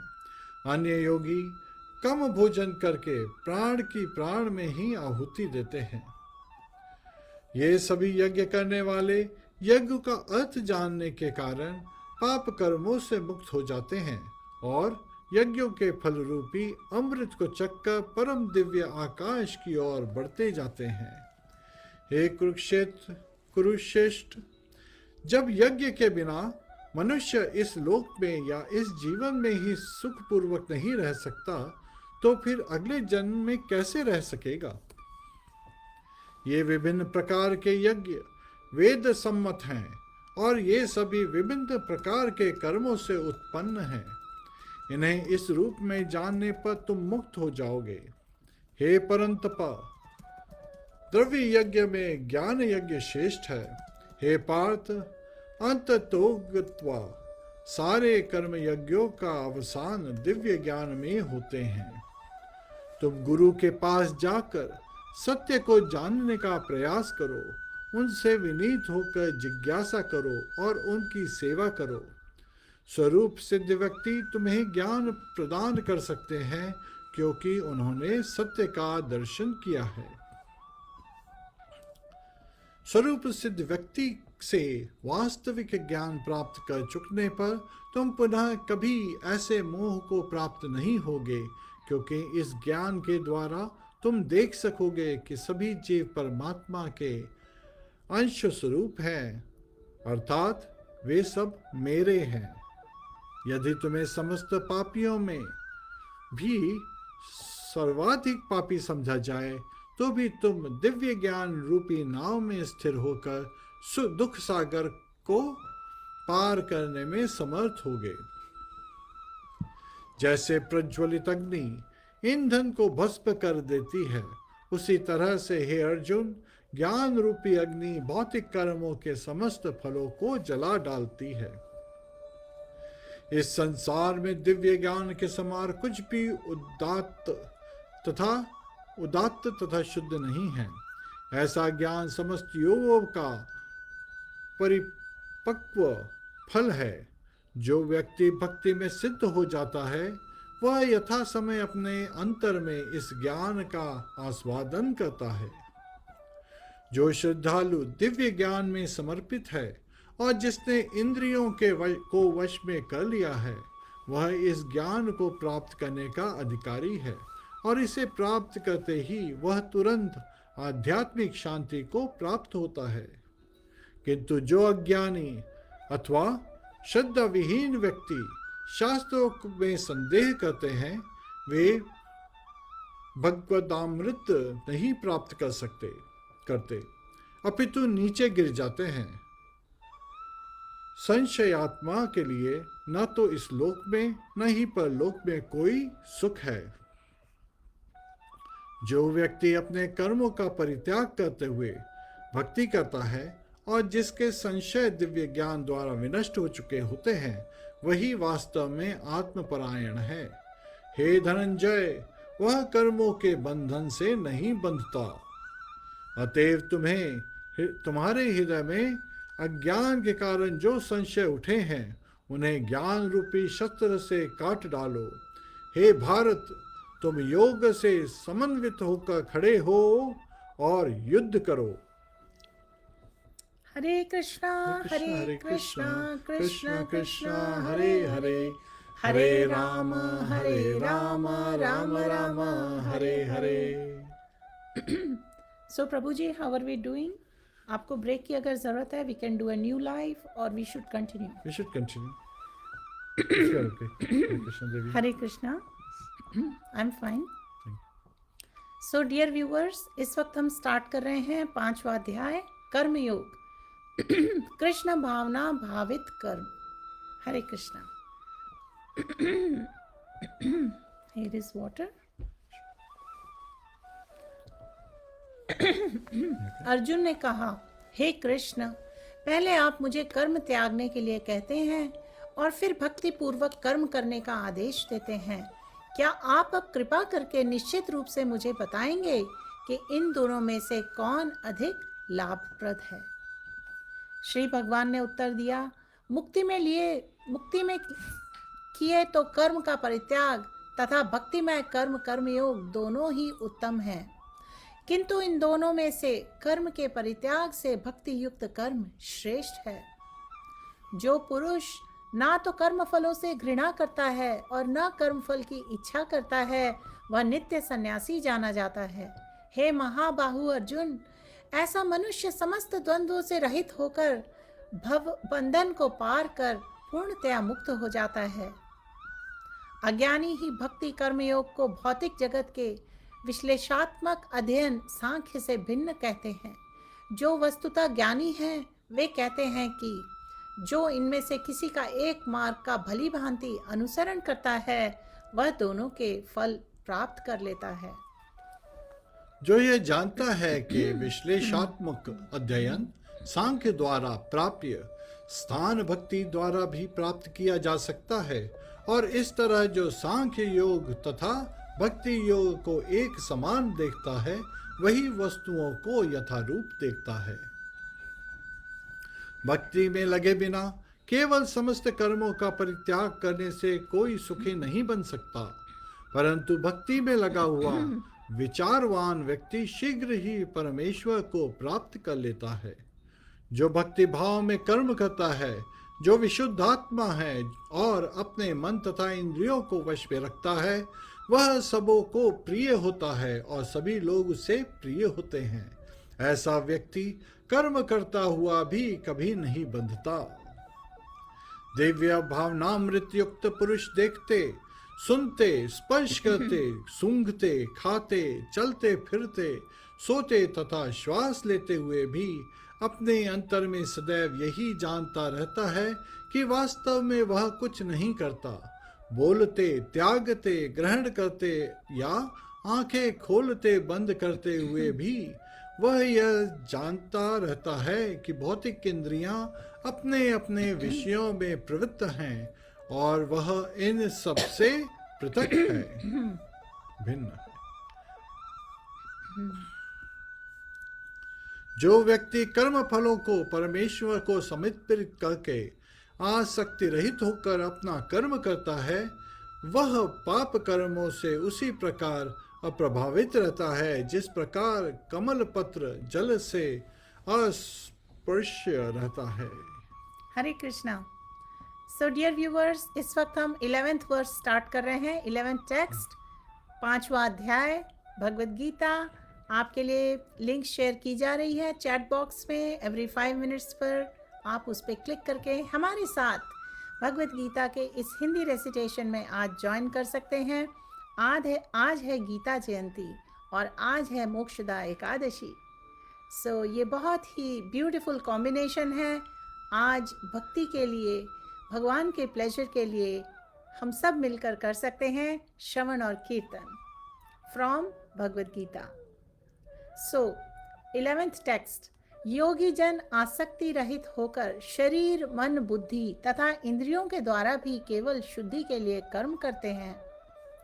निश्चल भक्त शुद्ध शांति प्राप्त करता है क्योंकि वह समस्त कर्मफल मुझे अर्पित कर देता है। किंतु जो व्यक्ति भगवान से युक्त नहीं है और जो अपने श्रम का फलकामी है, वह बंध जाता है। जब देहधारी जीवात्मा अपनी प्रकृति को वश में कर लेता है और मन से समस्त कर्मों का परित्याग कर देता है, तब वह 9 द्वारों वाले नगर भौतिक शरीर में बिना कुछ किए कराए सुखपूर्वक रहता है। शरीर रूपी नगर का स्वामी देहधारी जीवात्मा न तो कर्म का सृजन करता है, ना लोगों को कर्म करने के लिए प्रेरित करता है, ना ही कर्मफल की रचना करता है। यह सब तो प्रकृति के गुणों द्वारा ही किया जाता है। परमेश्वर ना तो किसी के पापों को ग्रहण करता है, ना पुण्य को, किंतु सारे देहधारी जीव उस अज्ञान के कारण मोहग्रस्त रहते हैं जो उनके वास्तविक ज्ञान को आच्छादित किए रहता है। किंतु जब कोई उस ज्ञान से प्रबुद्ध होता है जिससे अविद्या का विनाश होता है, तो उसके ज्ञान से सब कुछ उसी तरह प्रकट हो जाता है जैसे दिन में सूर्य से सारी वस्तुएं प्रकाशित हो जाती हैं। जब मन, बुद्धि, श्रद्धा तथा शरण सब कुछ भगवान में स्थिर हो जाते हैं, तभी वह पूर्ण ज्ञान द्वारा समस्त कल्मश से शुद्ध होता है और मुक्ति के पथ पर अग्रसर होता है। विनम्र साधु पुरुष अपने वास्तविक ज्ञान के कारण एक विद्वान तथा विनीत ब्राह्मण का गाय, हाथी, कुत्ता तथा चांडाल को समान दृष्टि समभाव से देखते हैं। जिनके मन एकत्व तथा समता में स्थिर हैं, उन्होंने जन्म तथा मृत्यु के बंधनों को पहले ही जीत लिया है। वे ब्रह्म के समान निर्दोष हैं और सदा ब्रह्म में ही स्थिर रहते हैं।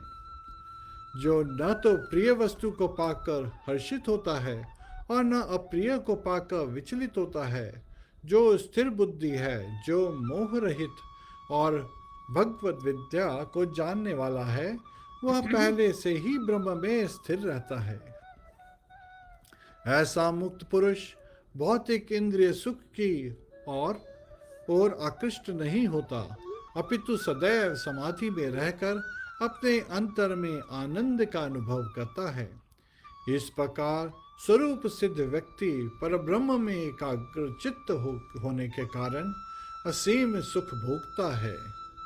बुद्धिमान पुरुष दुख के कारणों में भाग नहीं लेता, जो कि भौतिक इंद्रियों के संसर्ग से उत्पन्न होते हैं। हे कुंती पुत्र, ऐसे भोगों का आदि ये तथा अंत होता है, अतः चतुर व्यक्ति उनमें आनंद नहीं लेता। यदि इस शरीर को त्यागने के पूर्व कोई मनुष्य इंद्रियों के वेगों को सहन करने तथा इच्छा एवं क्रोध के वेगों को रोकने में समर्थ होता है, तो वह इस संसार में सुखी रह सकता है। जो अंतःकरण में सुख का अनुभव करता है, जो कर्मठ है और अंतःकरण में ही रमण करता है तथा जिसका लक्ष्य अंतर्मुखी होता है, वह सचमुच पूर्ण योगी है। वह परब्रह्म में मुक्त पाता है और अंततोगत्वा ब्रह्म को प्राप्त होता है। जो लोग संशय से उत्पन्न होने वाले द्वैत से परे हैं, जिनके मन आत्म साक्षात्कार में रत हैं, जो समस्त जीवों के कल्याण कार्य करने में सदैव व्यस्त रहते हैं और जो समस्त पापों से रहित हैं, वे ब्रह्म निर्वाण मुक्ति को प्राप्त होते हैं। जो क्रोध तथा समस्त भौतिक इच्छाओं से रहित हैं, जो स्वरूप सिद्ध आत्म संयमी हैं और समसिद्धि के लिए निरंतर प्रयास करते हैं, उनकी मुक्ति निकट भविष्य में सुनिश्चित है। समस्त इंद्रिय विषयों को बाहर करके, दृष्टि को भौं के मध्य में केंद्रित करके, प्राण तथा पानवायु पे नथुनों के भीतर रोककर और इस तरह मन, इंद्रियों तथा बुद्धि को वश में करके जो मोक्ष को लक्ष्य बनाता है, वह योगी इच्छा, भय तथा क्रोध से रहित होना जानता है। जो निरंतर इस अवस्था में रहता है, वह अवश्य ही मुक्त है। मुझे समस्त यज्ञों तथा तपस्याओं का परम भोक्ता, समस्त लोकों तथा देवताओं का परमेश्वर एवं समस्त जीवों का उपकारी एवं हितैषी जानकर मेरे भावनामृत से पूर्ण पुरुष भौतिक दुखों से शांति लाभ करता है। हरे कृष्णा कृष्णा कृष्णा हरे हरे, हरे राम राम राम हरे हरे।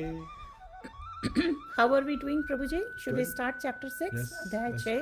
yes. Dear viewers, हम ये जो गीता रेसिटेशन कर रहे हैं, आज श्रवण और कीर्तन कर रहे हैं आप सभी के साथ। इसकी हिंदी में वर्सेस अवेलेबल है, लिंक आपको प्रोवाइड की जा रही है चैट बॉक्स में, आप उस पर क्लिक करके हमारे साथ ज्वाइन कर सकते हैं। अध्याय 6 का टाइटल है ध्यान योग। हरे कृष्णा। श्री भगवान ने कहा, जो पुरुष अपने कर्म फल के प्रति अनासक्त है और जो अपने कर्तव्य का पालन करता है, वही सन्यासी और असली योगी है। वह नहीं जो ना तो अग्नि जलाता है और न कर्म करता है। हे पांडु पुत्र, जिसे सन्यास कहते हैं, उसे ही तुम योग अर्थात परब्रह्म से युक्त होना जानो, क्योंकि इंद्रिय तृप्ति के लिए इच्छा को त्यागे बिना कोई भी कभी योगी नहीं हो सकता। अष्टांग योग के नव साधक के लिए कर्म साधन कहलाता है और योग सिद्धि पुरुष के लिए समस्त भौतिक कार्यकलापों का परित्याग ही साधन कहा जाता है। जब कोई पुरुष समस्त भौतिक इच्छाओं का त्याग करके न तो इंद्रिय तृप्ति के लिए कार्य करता है और न सकाम कर्मों में प्रवृत्त होता है, तो वह योगारूढ़ कहलाता है। मनुष्य को चाहिए कि वह अपने मन की सहायता से अपना उद्धार करे और अपने को नीचे न गिरने दे। यह मन बुद्ध जीव का मित्र भी है और शत्रु भी। जिसने मन को जीत लिया है, उसके लिए मन सर्वश्रेष्ठ मित्र है, किंतु जो ऐसा नहीं कर पाया, इसके लिए मन सबसे बड़ा शत्रु बना रहेगा। जिसने मन को जीत लिया है, उसने पहले ही परमात्मा को प्राप्त कर लिया है, क्योंकि उसने शांति प्राप्त कर ली है। ऐसे पुरुष के लिए सुख दुख, सर्दी गर्मी एवं मान अपमान एक से हैं। वह व्यक्ति आत्म साक्षात्कार को प्राप्त तथा योगी कहलाता है, जो अपने अर्जित ज्ञान तथा अनुभूति से पूर्णतया संतुष्ट रहता है। ऐसा व्यक्ति आध्यात्म को प्राप्त तथा जितेंद्रिय कहलाता है। वह सभी वस्तुओं को, चाहे वे कंकड़ हो, पत्थर हो या कि सोना, एक समान देखता है। जब मनुष्य निष्कपट हितैषियों, प्रिय मित्रों, तटस्थों, मध्यस्थों, ईर्ष्यालुओं, शत्रुओं तथा मित्रों, पुण्य आत्माओं एवं पापियों को समान भाव से देखता है, तो वह और भी उन्नत माना जाता है। योगी को चाहिए कि वह सदैव अपना शरीर मन तथा आत्मा को परमेश्वर में लगाए, एकांत स्थान में रहे और बड़ी सावधानी के साथ अपने मन को वश में करे। उसे समस्त आकांक्षाओं तथा संग्रह भाव से मुक्त होना चाहिए। योगाभ्यास के लिए योगी एकांत स्थान में जाकर भूमि पर कुशा बिछा दे और फिर उसे मृग छाल से ढके तथा ऊपर से मुलायम वस्त्र बिछा दे। आसन न तो बहुत ऊंचा हो न बहुत नीचा, वह पवित्र स्थान में स्थित हो। योगी को चाहिए कि वह इस पर दृढ़ता पूर्वक बैठ जाए और मन इंद्रियों तथा कर्मों को वश में करते हुए तथा मन को एक बिंदु पर स्थित करके हृदय को शुद्ध करने के लिए योगाभ्यास करे। हरे कृष्णा। योगाभ्यास करने वाले को चाहिए कि वह अपने शरीर, गर्दन तथा सर को सीधा रखे और नाक के अगले सिरे पर दृष्टि लगाए। इस प्रकार वह अविचलित तथा दमित मन से, भय रहित विषयी जीवन से पूर्णतया मुक्त होकर अपने हृदय में मेरा चिंतन करे और मुझे ही अपना चरम लक्ष्य बनाए। इस प्रकार शरीर, मन तथा कर्म में निरंतर संयम का अभ्यास करते हुए संयमित मन वाले योगी को इस भौतिक अस्तित्व की समाप्ति पर भगवत धाम की प्राप्ति होती है। हे अर्जुन, जो अधिक खाता है या बहुत कम खाता है, जो अधिक सोता है अथवा जो पर्याप्त नहीं सोता, उसके योगी बनने की कोई संभावना नहीं है। जो खाने, सोने, आमोद प्रमोद तथा काम करने की आदतों में नियमित रहता है, वह योगाभ्यास द्वारा समस्त भौतिक क्लेशों को नष्ट कर सकता है। जब योगी योगाभ्यास द्वारा अपने मानसिक कार्यकलापों को वश में कर लेता है और अध्यात्म में स्थित हो जाता है, अर्थात समस्त भौतिक इच्छाओं से रहित हो जाता है, तब वह योग में सुस्थिर कहा जाता है। जिस प्रकार वायु रहित स्थान में दीपक हिलता डुलता नहीं, उसी तरह जिस योगी का मन वश में होता है, वह आत्म तत्व के ध्यान में सदैव स्थिर रहता है। सिद्धि की अवस्था में, जिसे समाधि कहते हैं, मनुष्य का मन योगाभ्यास के द्वारा भौतिक मानसिक क्रियाओं से पूर्णतया संयमित हो जाता है। इस सिद्धि की विशेषता यह है कि मनुष्य शुद्ध मन से अपने को देख सकता है और अपने आप में आनंद उठा सकता है। उस आनंदमय स्थिति में वह दिव्य इंद्रियों द्वारा असीम दिव्य सुख में स्थिर रहता है। इस प्रकार स्थापित मनुष्य कभी सत्य से विपथ नहीं होता और इस सुख की प्राप्ति हो जाने पर वह इससे बड़ा कोई दूसरा लाभ नहीं मानता। ऐसी स्थिति को पाकर मनुष्य बड़ी से बड़ी कठिनाई में भी विचलित नहीं होता। यह निस्संदेह भौतिक संसर्ग से उत्पन्न होने वाले समस्त दुखों से वास्तविक मुक्ति है। मनुष्य को चाहिए कि संकल्प तथा श्रद्धा के साथ योगाभ्यास में लगे और पथ से विचलित ना हो। उसे चाहिए कि मनोधर्म से उत्पन्न समस्त इच्छाओं को निरपवाद रूप से त्याग दे और इस प्रकार मन के द्वारा सभी ओर से इंद्रियों को वश में करे। हरे कृष्णा।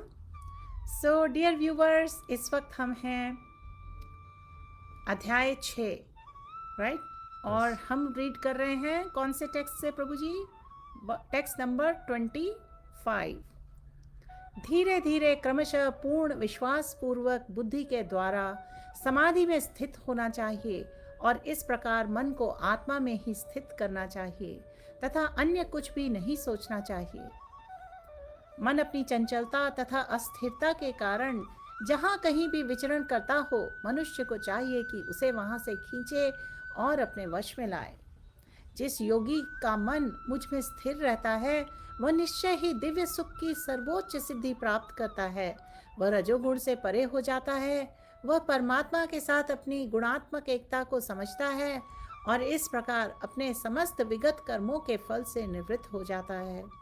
इस प्रकार योगाभ्यास में निरंतर लगा रहकर आत्मसंयमी योगी समस्त भौतिक कल्मश से मुक्त हो जाता है और भगवान की दिव्य प्रेम भक्ति में परम सुख प्राप्त करता है। वास्तविक योगी समस्त जीवों में मुझको तथा मुझ में समस्त जीवों को देखता है।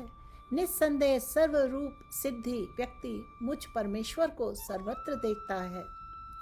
जो मुझे सर्वत्र देखता है और सब कुछ मुझ में देखता है, उसके लिए ना तो मैं कभी अदृश्य होता हूँ और ना वह मेरे लिए अदृश्य होता है। जो योगी मुझे तथा परमात्मा को अभिन्न जानते हुए परमात्मा की भक्ति पूर्वक सेवा करता है, वह हर प्रकार से मुझ में सदैव स्थित रहता है। हे अर्जुन, वह पूर्ण योगी है जो अपनी तुलना से समस्त प्राणियों की उनके सुखों तथा दुखों में वास्तविक समानता का दर्शन करता है। अर्जुन ने कहा, हे मधुसूदन, आपने जिस योग पद्धति का संक्षेप में वर्णन किया है वह मेरे लिए अव्यवहारिक तथा असहनीय है, क्योंकि मन चंचल तथा अस्थिर है। हे कृष्ण, चूंकि मन चंचल, अस्थिर, उच्छृंखल, हठीला तथा अत्यंत बलवान है, अतः मुझे इसे वश में करना वायु को वश करने से भी अधिक कठिन लगता है। भगवान कृष्ण ने कहा, हे महाबाहु कुंती पुत्र, निस्संदेह चंचल मन को वश में करना अत्यंत कठिन है, किंतु उपयुक्त अभ्यास द्वारा तथा विरक्ति द्वारा ऐसा संभव है। जिसका मन उच्छृंखल है उसके लिए आत्म साक्षात्कार कठिन कार्य होता है, किंतु जिसका मन संयमित है और जो समुचित उपाय करता है उसकी सफलता ध्रुव है, ऐसा मेरा मत है। अर्जुन ने कहा, हे कृष्ण, उस असफल योगी की गति क्या है जो प्रारंभ में श्रद्धा पूर्वक आत्म साक्षात्कार की विधि ग्रहण करता है, किंतु बाद में भौतिकता के कारण उससे विचलित हो जाता है और योग सिद्धि को प्राप्त नहीं कर पाता। हे महाबाहु कृष्ण, क्या ब्रह्म प्राप्ति के मार्ग से भ्रष्ट हो ऐसा व्यक्ति आध्यात्मिक तथा भौतिक दोनों ही सफलताओं से च्युत नहीं होता और छिन्न भिन्न बादल की भांति विनष्ट नहीं हो जाता, जिसके फलस्वरूप उसके लिए किसी लोक पे कोई स्थान नहीं रहता? हे कृष्ण, यही मेरा संदेह है और मैं आपसे इसे पूर्णतया दूर करने की प्रार्थना कर रहा हूँ। आपके अतिरिक्त अन्य कोई ऐसा नहीं है जो इस संदेह को नष्ट कर सके। भगवान ने कहा, हे प्रथापुत्र, कल्याण कार्यों में निरंत योगी का न तो इस लोक में और न परलोक में ही विनाश होता है। हे मित्र, भलाई करने वाला कभी बुराई से पराजित नहीं होता। असफल योगी पवित्र आत्माओं के लोकों में अनेकानेक वर्षों तक भोग करने के बाद या तो सदाचारी पुरुषों के परिवार में या धनवानों के कुल में जन्म लेता है, अथवा यदि दीर्घ काल तक योग करने के बाद असफल रहे तो वह ऐसे योगियों के कुल में जन्म लेता है जो अति बुद्धिमान हैं। निश्चय ही इस संसार से ऐसा जन्म दुर्लभ है। हे कुरुनंदन, ऐसा जन्म पाकर वह अपने पूर्व जन्म की दैवी चेतना को पुनः प्राप्त करता है और पूर्ण सफलता प्राप्त करने के उद्देश्य से वह आगे उन्नति करने का प्रयास करता है। अपने पूर्व जन्म की देवी चेतना से वह न चाहते हुए भी स्वतः योग के नियमों की ओर आकर्षित होता है। ऐसा जिज्ञासु योगी शास्त्रों के अनुष्ठान से परे स्थित होता है और जब योगी कल्मश से शुद्ध होकर सच्चे निष्ठा से आगे प्रगति करने का प्रयास करता है तो अंततोगत्वा अनेकानेक जन्मों के अभ्यास के पश्चात सिद्धि लाभ करके वह परम गंतव्य को प्राप्त करता है। योगी पुरुष तपस्वी से, ज्ञानी से तथा सकाम कर्मी से बढ़कर होता है अतः हे अर्जुन, तुम सभी प्रकार से योगी बनो, और समस्त योगियों में से जो योगी अत्यंत श्रद्धापूर्वक मेरा पारायण करता है, अपने अंतःकरण में मेरे विषय में सोचता है और मेरी दिव्य प्रेमा भक्ति करता है, वह योग में मुझसे परम अंतरंग रूप में युक्त रहता है और सबों में सर्वोच्च है। यही मेरा मत है। Hare Krishna Krishna Krishna Hare Hare, Hare Ram Ram Ram Hare Hare. Hare Krishna dear devotees, dear viewers, thank you so much. अब हम जो अगला चैप्टर करेंगे, अध्याय 7 भगवत ज्ञान, उसको नए लाइव में करेंगे। इस वक्त हम एक शॉर्ट ब्रेक करेंगे, ये लाइव प्रोग्राम यहाँ पर एंड करेंगे, लेकिन 2 मिनट में फिर से हम स्टार्ट करेंगे लाइव। प्रभु ji, do you want to add something? Hare Krishna. तो हमने पहले 6 अध्यायों का अभी सुना है, उसको रेसिटेशन किया है। सो ये कर्म योग का पार्ट है। नेक्स्ट 6 जो है 7 से 12 अध्याय 7 through 12 वो कहलाते हैं भक्ति योग, फोकस है उसमें। और आखिरी के जो 6 हैं 13 से 18 उसमें ज्ञान योग की हमें फोकस रहता है, वो मेन टॉपिक रहता है। तो हरे कृष्णा देवी। Hare Krishna. So please join us in 2 minutes, we will start a new live. नया लाइव लेकर आते हैं और स्टार्ट करते हैं अध्याय 7 से। हरे कृष्णा। हरे कृष्ण। हरे कृष्णा हरे कृष्णा कृष्णा कृष्णा हरे हरे, हरे राम राम राम हरे हरे।